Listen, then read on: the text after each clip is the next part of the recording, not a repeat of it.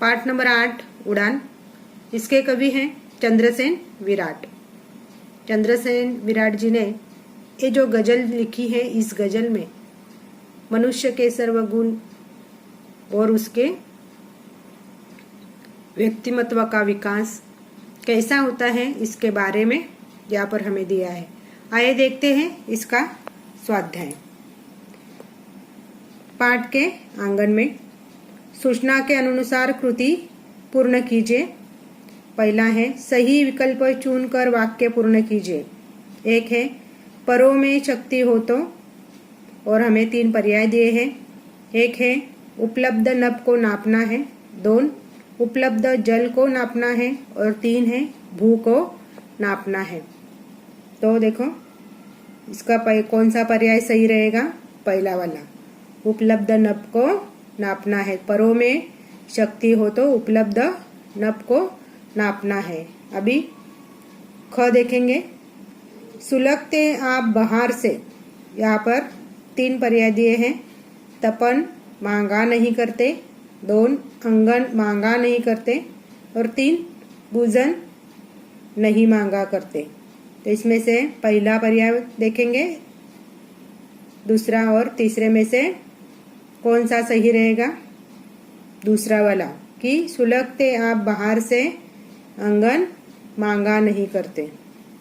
अभी यहाँ पर देखेंगे संजाल। इसमें दिया है कवि ने इन मानवीय गुणों की और संकेत किया है। कौन से मानवीय गुण है कि उन्होंने इस गजल में उसका संकेत दिया है?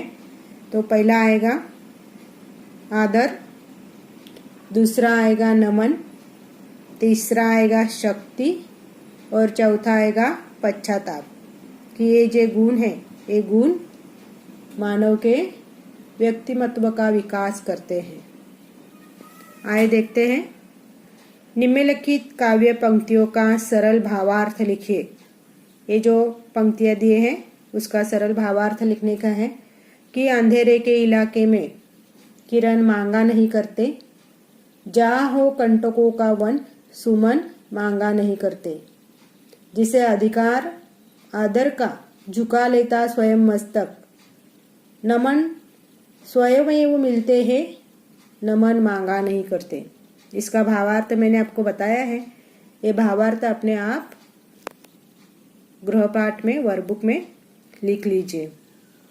तीसरा प्रश्न दिया है कविता द्वारा दिया गया संदेश अपने शब्दों में लिखिए। ओके, तो देखो ये जो संदेश दिया है कि वो आपको नोटबुक में लिखने का है। क्या संदेश है? कविता द्वारा अनेक मानवीय गुणों का संदेश दिया गया है।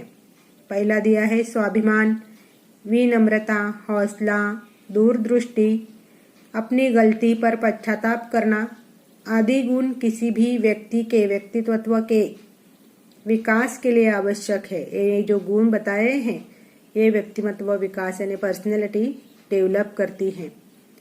स्वाभिमान मनुष्य में आत्मविश्वास उत्पन्न करता है, बराबर। विनम्र व्यक्ति सर्वत्र आदर पाता है।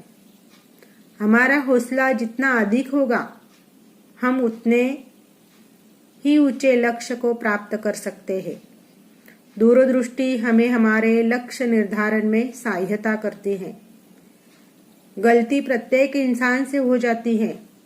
अपनी गलती को न समझना, समझकर भी सुधारने का प्रयास न करना, पश्चाताप करने को अपना अपमान मानना हमें अभिप्राय बनता है।